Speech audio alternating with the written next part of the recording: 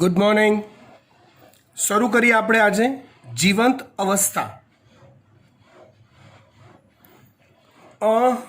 જીવંત અવસ્થા એટલે શું? તો આપણે આપણી જાતને ઇમેજ કરી લો. આપણે સજીવ છીએ, મતલબ કે જીવંત છીએ, ડેડ બોડી નથી. ડેડ બોડી એટલે નિર્જીવ થઈ ગયું. તો ડેડ બોડીમાં ને આપણામાં જેટલો ફરક છે એ જ જીવંત અને નિર્જીવનો ફરક સમજી લો.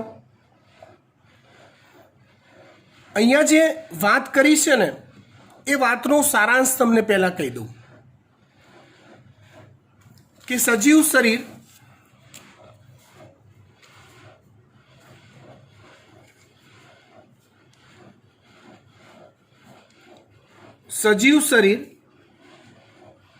એક જીવંત અવસ્થા છે.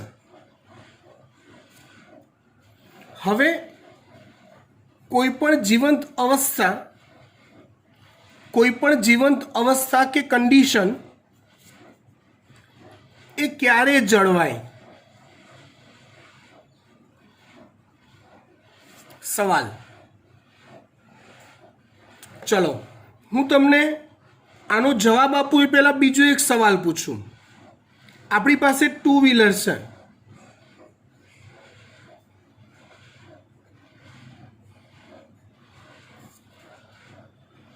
એક્ટિવા છે.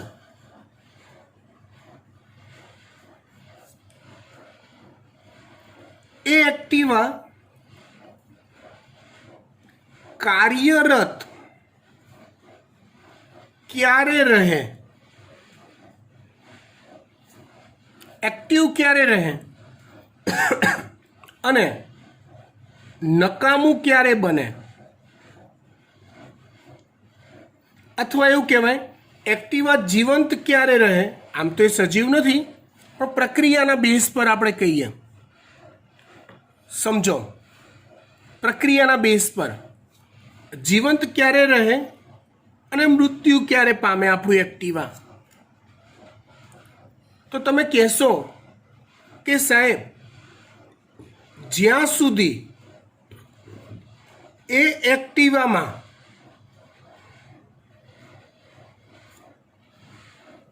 આવેલા અંગો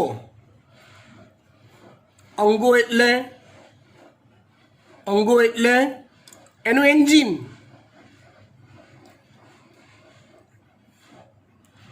બીજા સપોર્ટર્સ સક્રિય રહેશે,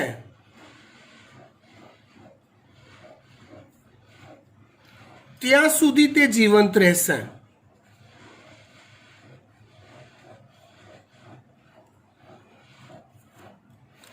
એ જીવંત રાખવા માટે તમારે સતત એમાં પેટ્રોલ પુરાવવું પડશે.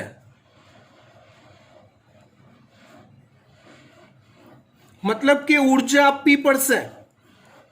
પેટ્રોલનું દહન થાય તો જ એ એન્જિન ગતિ કરે, એક્ટિવ રહે, સક્રિય અવસ્થામાં રહે. તમે ધારો કે પેટ્રોલ આપવાનું બંધ કરી દીધું એટલે એનું એન્જિન બંધ પડી જશે. એ એક્ટિવા નિર્જીવ થઈ જશે, પડ્યું રહેશે એમને એમ. પણ એ કાર્ય ક્યારે કરે? તો કે એની અંદર આવેલા જે ફૂર્જાઓ છે, જે યંત્રો છે, સતત કાર્યશીલ રહેવા જોઈએ. અને કાર્યશીલ ક્યારે રહેશે? તો કે જ્યારે સતત બહારથી તમે ઈંધણ પ્રોવાઈડ કરતા હશો, પેટ્રોલ પ્રોવાઈડ કરતા હશો, તો એ ઉર્જાના જોરે એ તંત્ર સતત કાર્ય કરતું રહેશે, એનું એન્જિન. અને માટે એક્ટિવા જીવંત રહેશે. જરૂર પડે આપણે સર્વિસિંગ ને બધું કરાવવું પડે, અમુક સ્પેરપાર્ટ બદલાવવા પડે. સેમ ટુ સેમ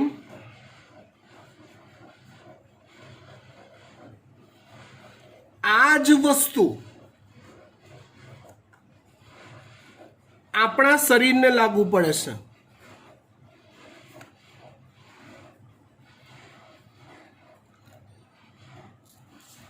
સમજો બેટા, આપણા શરીરમાં હજારો રાસાયણિક સંયોજનો છે.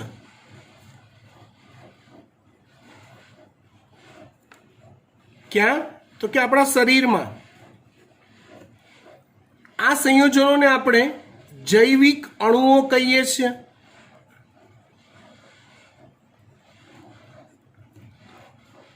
આ જૈવિક અણુઓમાં સતત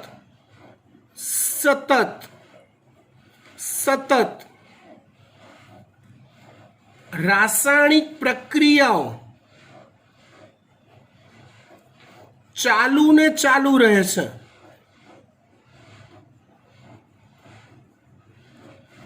ક્યાંક એ માંથી બી બનવાની પ્રક્રિયા, આ એ બી જૈવિક અણુ છે, બી પણ જૈવિક અણુ છે.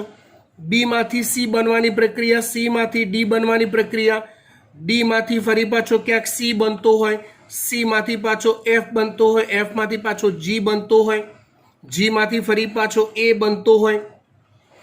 આવી પ્રક્રિયાઓ સતત ને સતત ચાલુ ને ચાલુ જ રહેવી જોઈએ.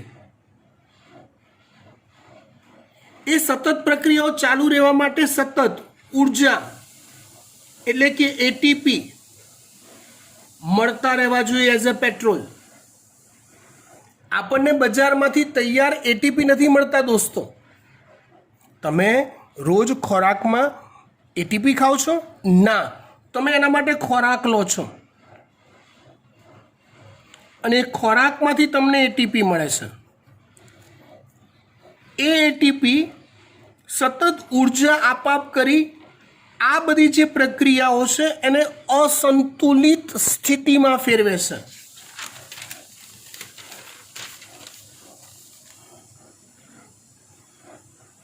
રાસાયણિક પ્રક્રિયાઓને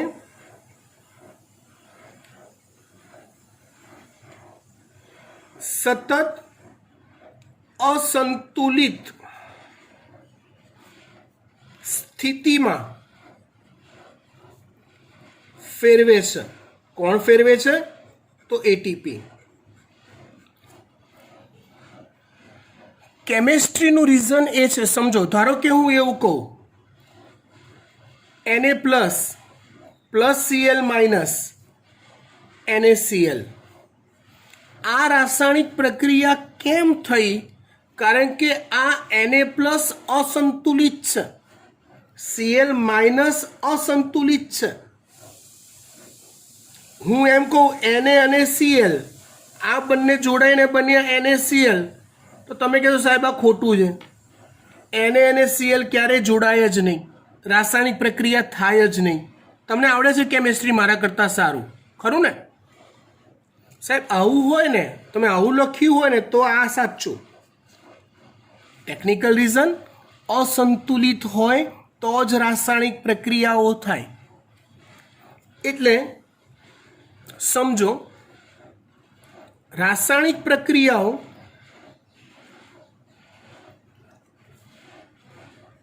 સતત અસંતુલિત રહેવી જોઈએ શરીરમાં.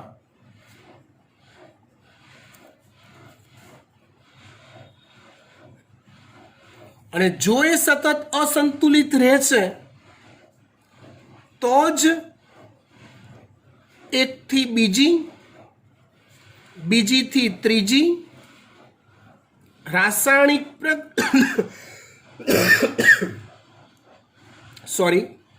રાસાયણિક પ્રક્રિયાઓ ચાલુ રહે છે. અને જો આ રાસાયણિક પ્રક્રિયાઓ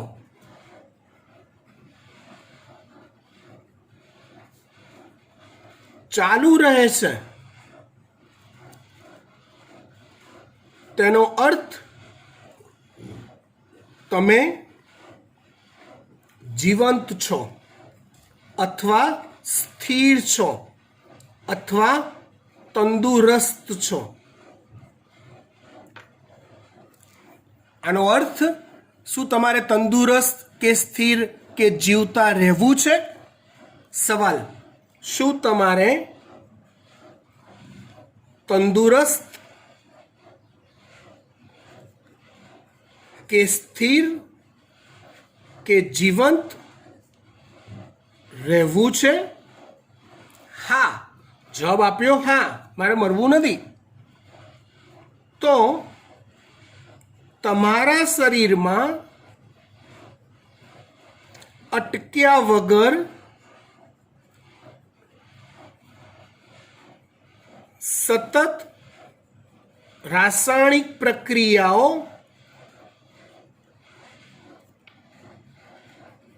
ચાલુ જ રહેવી જોઈએ. આનો બીજો અર્થ એવો થાય કે જે ટાઈમે તમારા શરીરમાં ચાલતી રાસાયણિક પ્રક્રિયાઓ અટકી ગઈ, મતલબ એન્જિન બંધ થઈ ગયું. તમે એક્ટિવાને સેલ મારો છો તો એ ચાલુ ને ચાલુ ક્યાં સુધી રહે? હા, તો કે એન્જિન કામ કરે ત્યાં સુધી. મતલબ કોઈ પણ તંત્ર, એ પછી આપણા શરીરનું જીવંત તંત્ર હોય કે આઉટર કોઈ નિર્જીવ તંત્ર હોય એક્ટિવાનું, એ તંત્રમાં સતત અસંતુલિત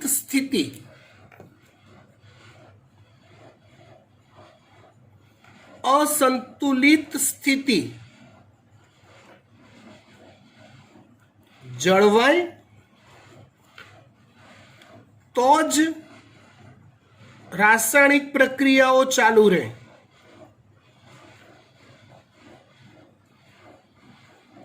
અને તો જ તમે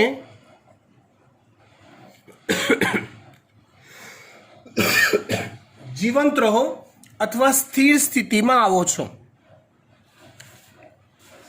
ખબર પડી વાત? બસ આવી સ્થિતિને શરીરની જીવંત અવસ્થા અથવા સ્થિર અવસ્થા કહે છે. ટોપિક શરૂ કરીએ. મોટાભાગનું સમજાવી દીધું છે. સમજો, સજીવોમાં તેમની જરૂરિયાત અનુસાર એક નિશ્ચિત સાંદ્રતામાં હજારો રાસાયણિક સંયોજનો જોવા મળે છે. સજીવોમાં તેમની જરૂરિયાત અનુસાર એક નિશ્ચિત સાંદ્રતામાં હજારો રાસાયણિક સંયોજનો જોવા મળે છે, જેને ચયાપચયકો કે જૈવિક અણુઓ કહે છે. દાખલા તરીકે, સામાન્ય સ્વસ્થ વ્યક્તિના આપણા રુધિરમાં શર્કરાની માત્રા 4.2 થી 6.1 મિલીમોલ જેટલી હોય છે, જ્યારે અંતઃસ્ત્રાવોની માત્રા નેનોગ્રામ પ્રતિ મિલીલીટર હોય છે. નેનોગ્રામમાં હોય 10⁻⁹ નેનો એટલે 9, ખૂબ ઓછું પ્રમાણ એમ. જૈવિક તંત્રમાં બધા જ સજીવો એક સ્થિર એટલે કે તંદુરસ્ત અવસ્થામાં જોવા મળે છે, જેમાં જૈવિક અણુઓની એક નિશ્ચિત માત્રા હોય છે. આપણે જીવતા છીએ એટલે કે તંદુરસ્ત છીએ એટલે કે સ્થિર છીએ જીવંત તંત્રમાં. તો આપણે આ અવસ્થામાં જોવા મળીએ છીએ. તો આપણી આ અવસ્થામાં જૈવિક અણુઓની એક નિશ્ચિત માત્રા હોય છે. જૈવ અણુઓ એક ચયાપચયિક પ્રવાહમાં હોય છે. મતલબ કે એ જૈવ અણુઓ સ્થાયી સ્વરૂપે જ્યાં ત્યાં પડ્યા રહ્યા હોતા નથી. ચયાપચયિક પ્રવાહમાં મતલબ કે ક્યાંક કોઈક ચય પ્રક્રિયા કરતું હોય, કોઈક અપચય પ્રક્રિયા કરતું હોય. ચય અપચય પ્રક્રિયા શું છે તમને ખબર છે? કોઈક ચય પ્રક્રિયા કરે, કોઈક અપચય પ્રક્રિયા કરે. કોઈ હખણું ચોંટીને અદબ વાળીને બેઠું ના હોય. ગળમથલ કર્યા જ કરે. કોઈક ને કોઈક રાસાયણિક પ્રક્રિયા ચાલુ જ રહે. તો જ તમે સ્થિર અવસ્થા ભોગવી શકો છો, તો જ તમે જીવંત રહી શકો છો. ઓકે. જૈવ અણુઓ એક ચયાપચયિક પ્રવાહમાં હોય છે. કોઈ પણ રાસાયણિક કે ભૌતિક અવસ્થા સ્વયં સંતુલન પ્રાપ્ત કરે છે. એટલે કોઈ પણ રાસાયણિક પ્રક્રિયા હોય કે ભૌતિક પ્રક્રિયા હોય, એનો અંત તો હોય જ. એમાંથી બી બને છે. ધારો કે કોઈક રાસાયણિક પ્રક્રિયામાં, તો એ પ્રક્રિયા ક્યારેક તો પૂરી થાય જ. અહીંયા એવું કહે છે. હવે સ્થિર અવસ્થા અસંતુલિત હોય છે. આપણા બોડી કનેક્ટેડ વાત કરી, એટલે આનું ઓપોઝિટ વાત કરી કે કોઈ પણ રાસાયણિક કે ભૌતિક અવસ્થા સ્વયં સંતુલન પ્રાપ્ત કરે છે એટલે પ્રક્રિયા પૂરી થઈ જાય છે. પણ જીવંત રહેવું હોય તો એને અસંતુલનમાં રાખવી જરૂરી છે. એટલે શરીરની સ્થિર અવસ્થા અસંતુલિત હોય છે. બરાબર. ભૌતિક સિદ્ધાંત અનુસાર કોઈ પણ તંત્ર સંતુલનમાં હોય તો કાર્ય કરી શકતું નથી, કાર્ય થતું અટકી જાય. સંતુલન અવસ્થા હોય તો મતલબ રાસાયણિક પ્રક્રિયાઓ સ્થિર અવસ્થામાં આવી ગઈ, રાસાયણિક પ્રક્રિયાઓ અટકી ગઈ, એ સંતુલન અવસ્થા કહેવાય. તો એમાં કાર્ય થઈ શકતું નથી. તેવી જ રીતે સજીવ હંમેશા કાર્ય કરે છે. આપણે સતત કાર્ય કરીએ છીએ, હા. તેમનામાં ક્યારેય પણ સંતુલન સ્થિતિ હોઈ શકતી નથી. રાસાયણિક પ્રક્રિયાઓમાં સંતુલિત સ્થિતિ ક્યારેય ના હોય. જો આવી એટલે રાસાયણિક પ્રક્રિયાઓ સ્ટોપ. એ સ્ટોપ એટલે તમારી સ્થિર અવસ્થા ગઈ, તમે મૃત્યુ પામ્યા. એટલે કે જીવંત અવસ્થા એક અસંતુલિત સ્થાયી અવસ્થા છે. જીવંત અવસ્થા એક રાસાયણિક પ્રક્રિયાઓના મૂલે અસંતુલિત, સ્થાયી એટલે સ્ટેબલ અવસ્થા છે, જેનાથી કાર્ય થઈ શકે છે. તમે જીવંત છો, કાર્ય કરો છો જાત જાતના ભાતના, હા. એનું અર્થઘટન એવું થયું કે તમારા કોષોમાં, તમારા શરીરમાં સતત રાસાયણિક પ્રક્રિયાઓમાં અસંતુલિત સ્થિતિ જળવાઈ છે. માટે સતત રાસાયણિક પ્રક્રિયાઓ ચાલુ રહે છે, જે તમારી બોડીને સ્થિર સ્થિતિ આપે છે કાર્ય કરવા માટેની. જીવંત અવસ્થા સતત એવો પ્રયત્ન છે કે જેમાં સંતુલનથી બચી શકાય અને અસંતુલિત સ્થિતિ જળવાઈ રહે. એટલે જીવતા રહેવા માટે શું જરૂરી છે? તો કે રાસાયણિક પ્રક્રિયાઓમાં સંતુલન ના આવવું જરૂરી છે. એ સંતુલન થશે એટલે રાસાયણિક પ્રક્રિયાઓ અટકી જશે અને અસંતુલિત સ્થિતિ જળવાઈ રહે. તે માટે હંમેશા શક્તિની આવશ્યકતા રહે છે. શક્તિ એટલે એટીપી. ચયાપચય એ એવી પ્રક્રિયા છે જેમાં શક્તિ પ્રાપ્ત થાય છે. એટલે જીવંત અવસ્થા કે ચયાપચય એકબીજાના પર્યાયવાચી છે. મતલબ કે તમારા શરીરમાં ચયાપચયની પ્રક્રિયાઓ ચાલુ છે. જવાબ મળ્યો હા, ચાલુ છે. તો તમે જીવંત છો, તો તમે સ્થિર અવસ્થા ભોગવો છો બોડીની. ચલો સવાલ, તમારા શરીરમાં ચયાપચયની પ્રક્રિયાઓ ચાલુ છે? જવાબ મળ્યો ના, નથી ચાલુ. તેનો અર્થ તમે તમારા શરીરની સ્થિર સ્થિતિ ગુમાવી દીધી અને હવે તમે મૃત્યુ પામ્યા છો. બરાબર. રામ નામ સત્ય હૈ. ચયાપચય વગર જીવંત અવસ્થા પ્રાપ્ત ન થઈ શકે. એ તમારે જીવતા રહેવું છે તો ચયાપચયની પ્રક્રિયા ચાલુ રાખવી પડશે શરીરની અંદર. એના માટે રાસાયણિક સંયોજનોનો જથ્થો સતત મળતો રહેવો જોઈએ, જે આપણે બહારથી પ્રોવાઈડ કરતા રહીએ છીએ શરીરને. હા, શરીરમાં ચયાપચયની પ્રક્રિયા સતત ચાલુ રહેવી જોઈએ. એ પ્રક્રિયાઓ અસંતુલિત રહેવી જોઈએ, તો જ પ્રક્રિયા ચાલુ રહેશે અને તો જ તમે જીવંત અવસ્થા ભોગવી શકશો. Is it clear? ડન. આગળ વધીએ.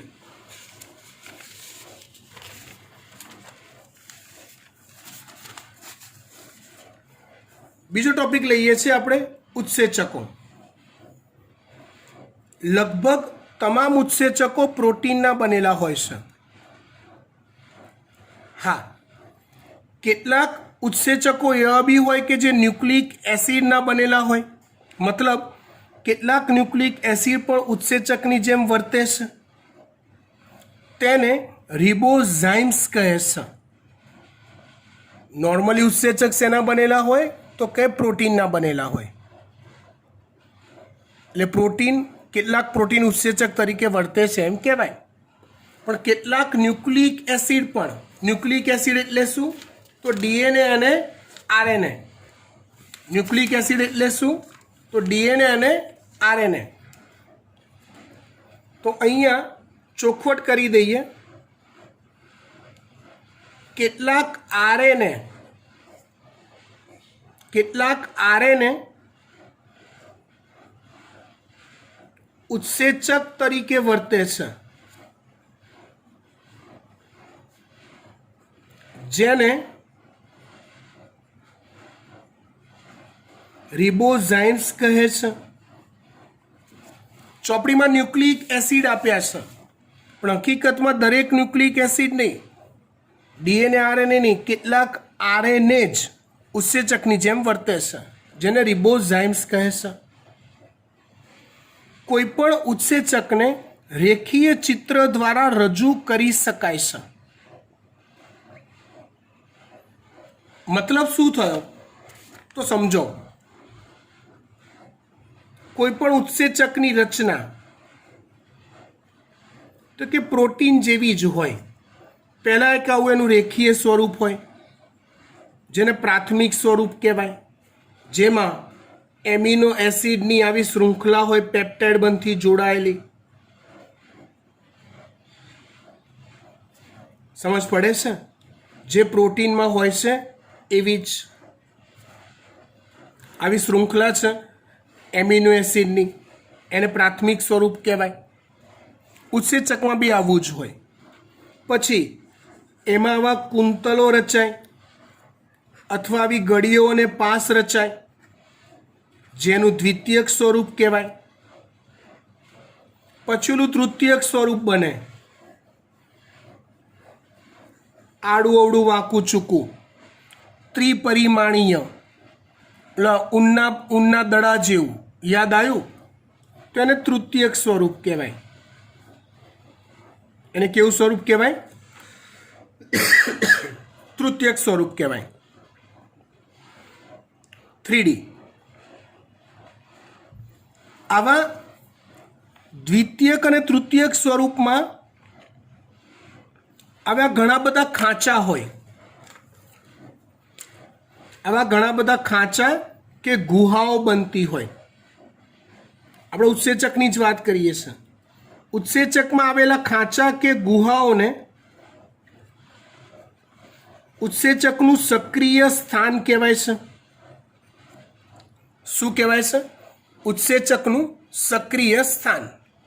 ઉત્સેચક કેવી રીતે બને તો કે આવી એમિનો એસિડની રેખા હોય પહેલાં તો, પછી એમાં આવા કુંતલો બને કે આવી ગળીઓ અને પાસ બને, પછી એ 3D સ્વરૂપમાં આડું અવડું ઊંધું ચત્તું ગોઠવાય, જેમાં આવી ઘણી બધી ખાંચો કે ગુહાઓ રચાય, જેને ઉત્સેચકનું સક્રિય સ્થાન કહેવાય છે.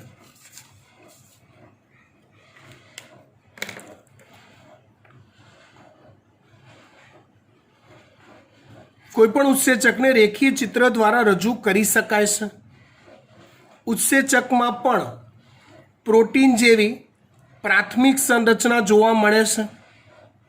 ઉત્સેચકમાં પણ પ્રોટીન જેવી પ્રાથમિક સંરચના જોવા મળે છે, જે એમિનો એસિડની શૃંખલાથી બનેલ હોય છે.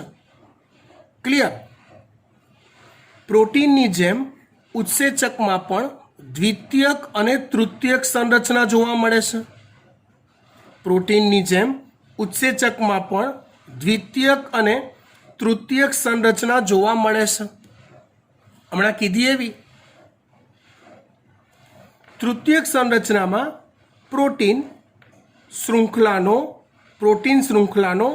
મુખ્ય ભાગ, એમિનો એસિડવાળો મુખ્ય ભાગ સ્વયં કુંતલિત થયેલો હોય છે.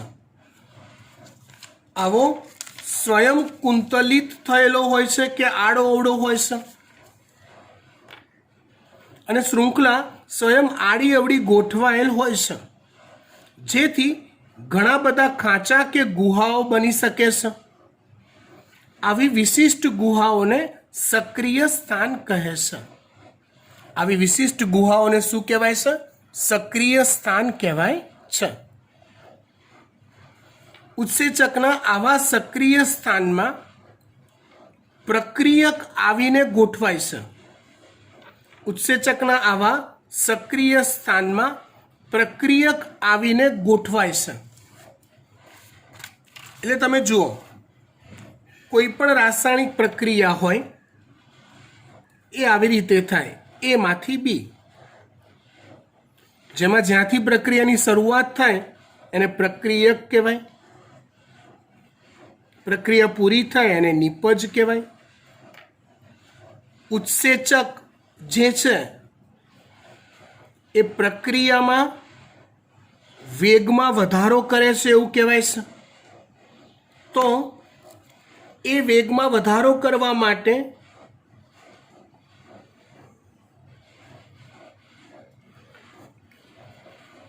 પ્રક્રિયકનો અણુ ઉત્સેચકના આવા સક્રિય સ્થાનમાં બંધ બેસતો હોય છે. મતલબ ઉત્સેચકમાં આવેલી વિશિષ્ટ ગુહાઓ એ સક્રિય સ્થાન છે. કોનું? તો કે પ્રક્રિયકના જોડાવા માટેનું. એ જો જોડાય એટલે પ્રક્રિયાના વેગમાં અનેક હજારો ગણો વધારો કરે. ઉત્સેચક આ રીતે ચયાપચયની પ્રક્રિયામાં પોતાનો ફાળો આપે છે. એના 3D સ્વરૂપમાં ઘણી બધી ખાંચો હોય. પ્રક્રિયકનો કોઈ ચોક્કસ ભાગ એક ખાંચો અથવા સક્રિય સ્થાનમાં બંધ બેસતો હોય. એ જેવો બંધ બેસે એટલે પ્રક્રિયાનો દર એમાંથી બી બનવાની પ્રક્રિયા અનેક ગણી ઝડપી પૂરી થઈ જાય છે.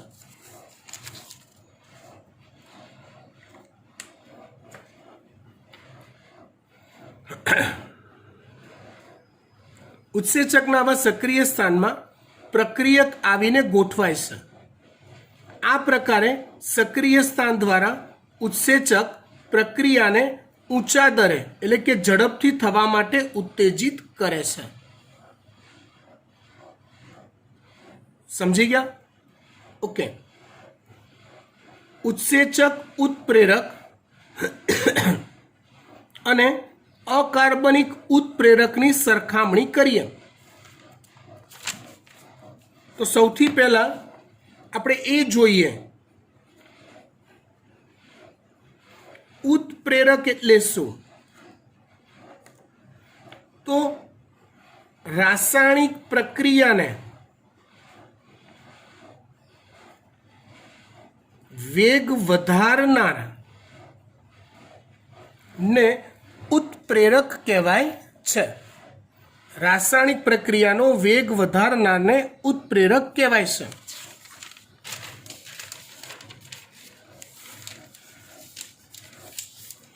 હવે જો સજીવ શરીરમાં ચાલતી રાસાયણિક પ્રક્રિયાઓ હોય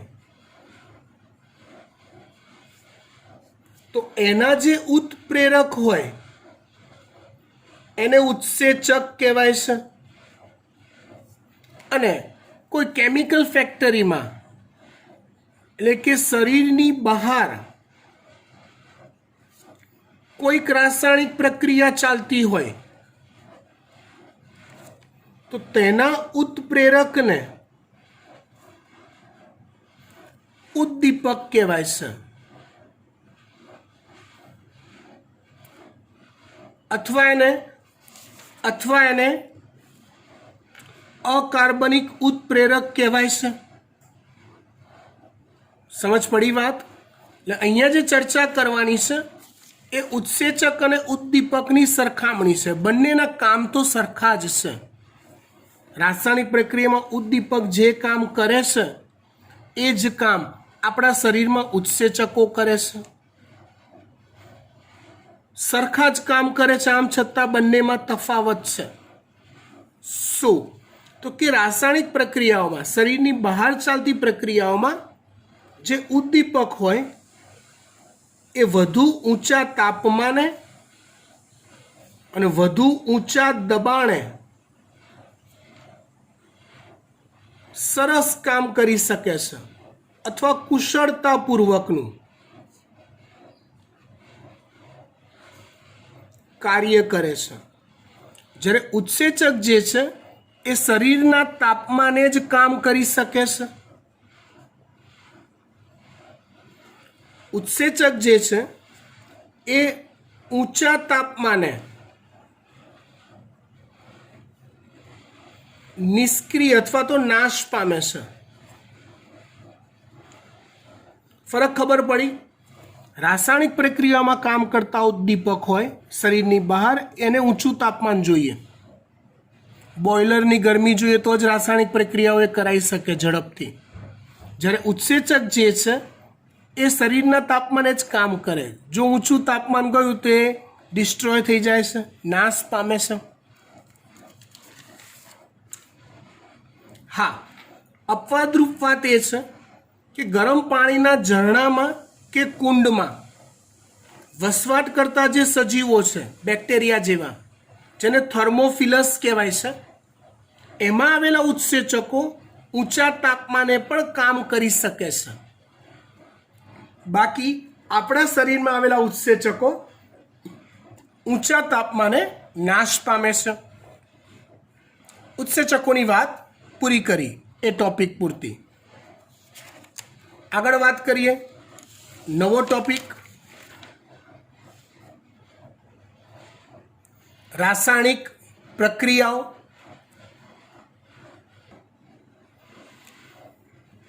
જો ઉત્સેચકો વિશે સમજવું છે આપણે, પણ એના વિશે સમજીએ તે પહેલાં રાસાયણિક પ્રક્રિયા શું છે તે સમજવું જરૂરી છે. સમજી લો, રાસાયણિક સંયોજનોમાં બે પ્રકારના પરિવર્તન થઈ શકે છે. મતલબ બે પ્રકારની ઘટનાઓ બની શકે. એક ભૌતિક પરિવર્તન અને બીજું છે રાસાયણિક પરિવર્તન. ભૌતિક પરિવર્તનમાં રાસાયણિક બંધો તેની તે જ અવસ્થામાં રહે છે, ફક્ત સંયોજનના આકાર કે ભૌતિક સ્વરૂપમાં ફેરફાર થાય છે. દાખલા તરીકે બરફનું ઓગળી પાણીમાં ફેરવાવું કે પાણીનું વરાળમાં રૂપાંતરિત થવું. હવે જુઓ, આજે ભૌતિક પરિવર્તન કીધું ને,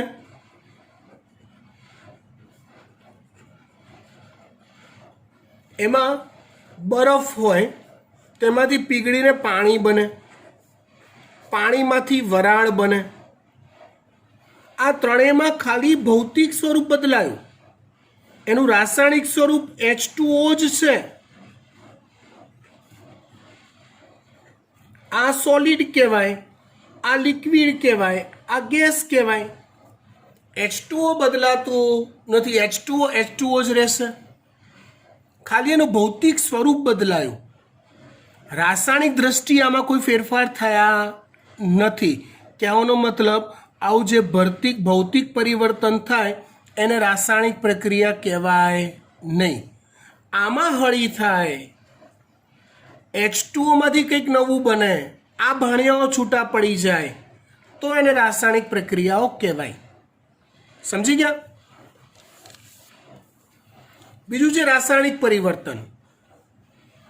રૂપાંતરણ સમયે બંધોનું તૂટવું, રાસાયણિક બંધોનું તૂટવું કે નવા રાસાયણિક બંધોનું નિર્માણ થવું, એને જ રાસાયણિક પ્રક્રિયા કહેવાય છે. આ બરફનું ઓગળી પાણી બને, વરાળ બને, એને રાસાયણિક પ્રક્રિયા કહેવાય નહીં, એને ભૌતિક પ્રક્રિયા કે ભૌતિક પરિવર્તન કહેવાય. દાખલા તરીકે BaOH twice plus H2SO4 gives BaSO4 twice plus 2H2O. તો આ પ્રક્રિયા જ છે. એમાંથી જે નવું કંઈક બન્યું એમાં આ બધા બંધોની તોડફોડ થઈને નવા જોડાણો રચાયા રાસાયણિક બંધોના, તો આને રાસાયણિક પ્રક્રિયા કહેવાય. આ એક અકાર્બનિક રાસાયણિક પ્રક્રિયા છે. સ્ટાર્ચના જળ વિભાજનમાંથી ગ્લુકોઝનું નિર્માણ થવું, જળ વિભાજન યાદ છે ને? જળ વિભાજન, નિર્જલીકરણનો ઊંધો શબ્દ.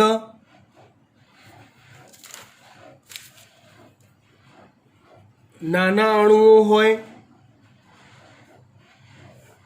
એમાંથી મોટા અણુ બને,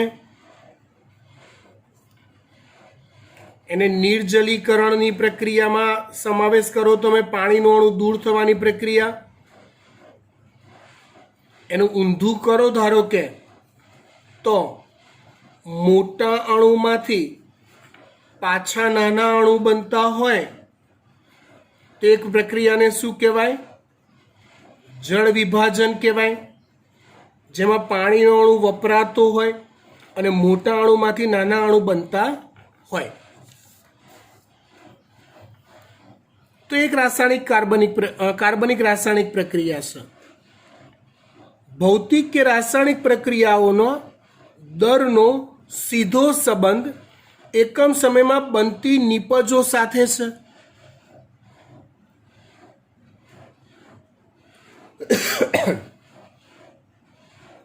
સીધું લોજિક વાપરો. જેટલી નિપજ બનતી હોય એની સાથે સીધો સંબંધ રાસાયણિક પ્રક્રિયાનો છે એવું કહી શકાય. સૂત્ર ડેલ્ટા પી, પી એટલે પ્રોડક્ટ, નિપજ છેદમાં ડેલ્ટા ટી. જો રાસાયણિક પ્રક્રિયાની દિશા પણ નક્કી હોય, કઈ દિશામાં રાસાયણિક પ્રક્રિયા થઈ રહી છે, અહીંયા ફિઝિક્સ આવ્યું. આને ખાલી રાસાયણિક પ્રક્રિયાનો દર કહેવાય. અને આની સાથે જો દિશાને એડ કરો તો એને વેગ કહેવાય. અદિશ સદિશ રાશિઓમાં તમને ખબર પડતી હશે, પારિમાણિક સૂત્રોમાં. જો એ ચાલ્યું હોય તો ફિઝિક્સની અંદર, ના ચાલ્યું તો હવે ખબર પડશે. આ દરને વેગ કહે છે. મતલબ ખાલી ડેલ્ટા પી અપોન ડેલ્ટા ટી. સમય સાથે નિપજની બનવાની પ્રક્રિયા, ડેલ્ટા ટી સમય, ડેલ્ટા પી નિપજ પ્રોડક્ટ. એના પરથી તમને પ્રક્રિયાનો દર મળે. પણ એની દિશા જો ખબર હોય, નક્કી હોય, તો તમને વેગ મળે છે, અથવા એને વેગ કહેવાય છે. ભૌતિક કે રાસાયણિક પ્રક્રિયાઓનો દર અન્ય કારકો સાથે તાપમાન દ્વારા પણ પ્રભાવિત હોય છે. એટલે કોઈ પણ ભૌતિક પ્રક્રિયા કે રાસાયણિક પ્રક્રિયા પર ઘણા બધા પરિબળોની અસર વર્તાતી હોય છે. કોઈ પણ ભૌતિક કે રાસાયણિક પ્રક્રિયા પર ઘણા બધા પરિબળોની અસર વર્તાતી હોય છે. એ ઘણા બધા પરિબળોની અસરની સાથે સાથે તાપમાનની પણ અસર વર્તાય છે. આ વાક્યનો અર્થ એવો થાય, એક સર્વસ્વીકૃત નિયમ અનુસાર, આવો એક સર્વસ્વીકૃત ઓન એવરેજ નિયમ છે. દરેક વખતે આ નિયમ સાચો નથી. પ્રત્યેક 10°C તાપમાનના વધવા કે ઘટવાથી પ્રક્રિયાઓનો દર ક્રમશઃ બમણો કે અડધો થઈ જાય છે. મતલબ જો 10°C, ધારો કે અત્યારે કોઈક પ્રક્રિયા વિચારી લો 20°C તાપમાને થઈ રહી છે. હવે જો તાપમાન 30°C થયું તો પ્રક્રિયાનો દર જેટલો હતો ને એના કરતાં ડબલ થઈ જશે, ઝડપી. એવી જ રીતે જો તાપમાન 20°Cની જગ્યાએ 10°C થઈ ગયું તો પ્રક્રિયાનો દર હતો એના કરતાં અડધો થઈ જશે. સમજી ગયા? ડન.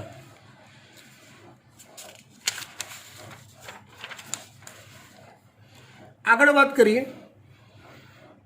કોઈ પણ ઉત્સેચક દ્વારા, અહીંયા બહુ સરસ વાત કરી છે, ઉત્સેચકનું ઇમ્પોર્ટન્સ શું છે રાસાયણિક પ્રક્રિયાઓમાં.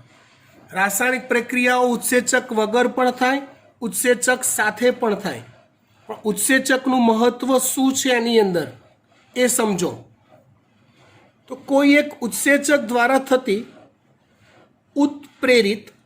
ઉત્પ્રેરિતનો અર્થ હમણાં સમજાયો, પ્રક્રિયાઓનો દર અનુપ્રેરિત મતલબ ઉત્સેચક દ્વારા પ્રેરિત ન થતી હોય એવી સામાન્ય પ્રક્રિયા, નોર્મલ એની જાતે થતી હોય એવી ના દર કરતાં અનેક ગણો વધુ હોય છે. મતલબ કોઈક રાસાયણિક પ્રક્રિયા ઉત્સેચકની હાજરીમાં થાય કે ઉત્સેચકની ગેરહાજરીમાં થાય. જો હાજરીમાં થતી હોય તો એનો દર અનેક ગણો વધુ હોય છે. દાખલા તરીકે CO2 પ્લસ H2O gives ઉત્સેચક છે કાર્બોનિક એનહાઇડ્રેસ gives H2CO3. આ પ્રક્રિયા ઉત્સેચકની ગેરહાજરીમાં, જો ઉત્સેચક હાજર નથી તો પણ થાય તો છે જ, ગેરહાજરીમાં ખૂબ જ મંદ ગતિએ થાય છે. જેમાં 1 કલાકમાં કાર્બોનિક એસિડ, આ કાર્બોનિક એસિડ છે H2CO3 ના 200 અણુઓનું નિર્માણ થાય છે. 1 કલાકમાં કેટલા અણુઓ? 200 અણુઓ. જ્યારે આ જ પ્રક્રિયા કોષરસમાં હાજર ઉત્સેચક કાર્બોનિક એનહાઇડ્રેસની હાજરીમાં થાય તો તીવ્ર ગતિએ પૂર્ણ થાય છે. અનબિલીવેબલ આંકડો છે, જેમાં કાર્બનિક એસિડના 6 લાખ અણુ પ્રતિ સેકન્ડમાં બને છે. 1 કલાકમાં કાર્બનિક એસિડના 200 અણુ બને છે ઉત્સેચક ના હોય તો. અને જો કાર્બોનિક એનહાઇડ્રેસ ઉત્સેચક હાજર છે તો જેમાં 1 કલાકમાં 6 લાખ કાર્બનિક એસિડ 1 સેકન્ડમાં 6 લાખ અણુઓ બને છે. ઉત્સેચકે આ પ્રક્રિયાના વેગમાં 10 મિલિયન ગણો વધારો કરી દીધો. અનબિલીવેબલ. કાર્બોનિક એનહાઇડ્રેસ એક ઉત્સેચક છે જે એક પ્રક્રિયા પર અસર કરે છે. આવા હજારો પ્રકારના ઉત્સેચકો હોય છે જે વિશેષ પ્રકારની રાસાયણિક કે ચયાપચયિક પ્રક્રિયાઓને ઉત્પ્રેરિત કરે છે. વિશેષ પ્રકારની રાસાયણિક કે ચયાપચયિક પ્રક્રિયાઓને તે ઉત્પ્રેરિત કરે છે. બહુચરણીય રાસાયણિક પ્રક્રિયાઓમાં કે જેમાં એક પછી બીજી, બીજી પછી ત્રીજી, ત્રીજી પછી ચોથી રાસાયણિક પ્રક્રિયાઓ સતત ચાલતી જ હોય, એવી પ્રક્રિયાઓમાં જ્યાં પ્રત્યેક ચરણ એટલે સ્ટેપ, દાખલા તરીકે હું તમને સમજાવું. હું એક રાસાયણિક પ્રક્રિયા લખું છું આવી. ગ્લુકોઝમાંથી બને છે ગ્લુકોઝ 6 ફોસ્ફેટ. ગ્લુકોઝ 6 ફોસ્ફેટમાંથી બને છે ફ્રુક્ટોઝ 6 ફોસ્ફેટ. તો આ એક રાસાયણિક પ્રક્રિયા થઈ. આ એના લેવલે આ બીજી પ્રક્રિયા થઈ. હા, તો આને ચરણ 1 કહેવાય અથવા સ્ટેપ 1. આને ચરણ 2 કહેવાય એવું. તો પ્રત્યેક ચરણે એક જ જટિલ ઉત્સેચક સંકુલ, અહીંયા ઉત્સેચક 2 વાર આવી ગયું છે, ભૂલથી એક કાઢી નાખીએ. એક જ જટિલ ઉત્સેચક સંકુલ કે જુદા જ સંકુલ એટલે સમૂહ, એક કરતાં વધુ ઉત્સેચકોનું બલ્ક જથ્થો કે જુદા જુદા પ્રકારના ઉત્સેચકોથી ઉત્પ્રેરિત થાય છે. એટલે જુદા જુદાના પ્રકારના ઉત્સેચકોથી એક ઘટના થાય છે એવું કહેવાય. એટલે આ પ્રોસેસ સતત આગળ, અહીંથી આગળ જોવા જાઓ તો ફ્રુક્ટોઝ 1,6 બાયફોસ્ફેટ આવે. જો આ પ્રક્રિયાઓ તમને હાલ યાદ ના રહે તો ચાલશે, પાછલા ચેપ્ટર્સમાં આવે છે. હા, પણ પર્પઝ શું છે કે આવા સ્ટેપ બાય સ્ટેપ પ્રક્રિયાઓ થતી હોય તો કાં તો કોઈ એક ઉત્સેચકોનો સમૂહ હોય કાં તો કોઈ એક ઉત્સેચકોનો સમૂહ હોય, કાં તો આ પ્રક્રિયા કરતો કોઈ એક ઉત્સેચક હોય, ઉત્સેચક 1, આ પ્રક્રિયા કરતો કોઈ એક ઉત્સેચક હોય, ઉત્સેચક 2, આ પ્રક્રિયા કરતો કોઈ એક ઉત્સેચક હોય, ઉત્સેચક 3. આમ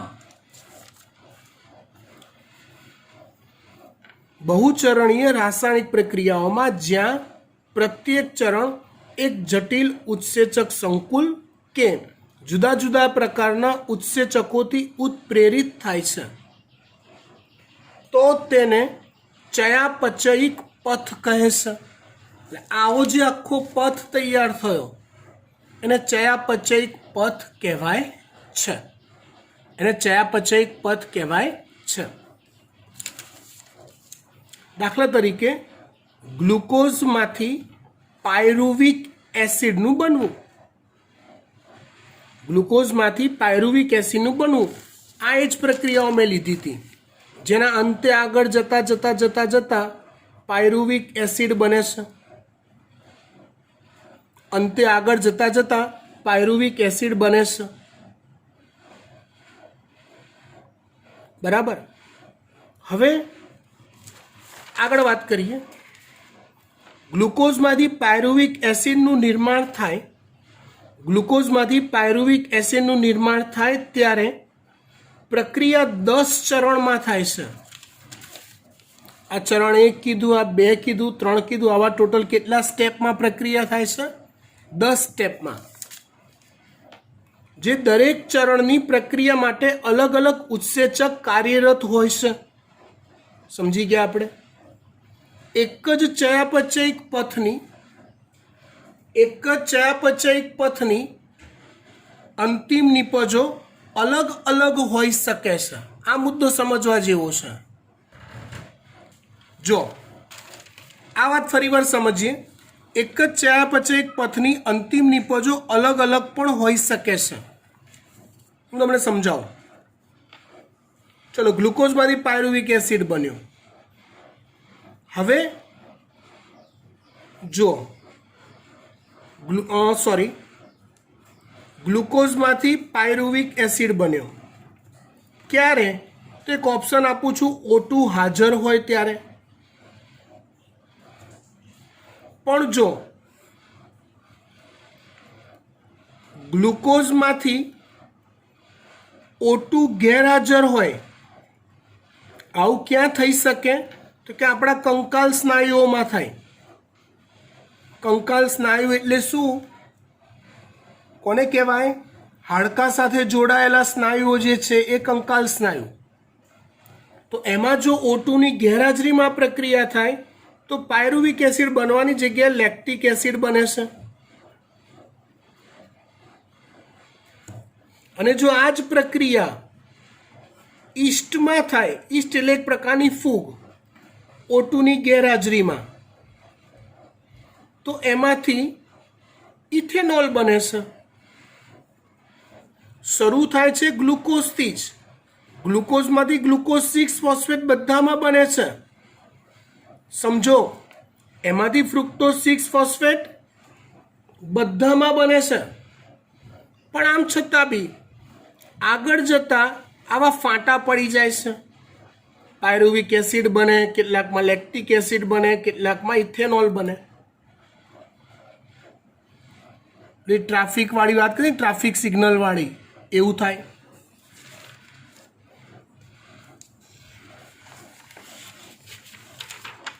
બસ એ જ વાતના ઉદાહરણ જે મેં સમજાયા એ આપ્યા છે.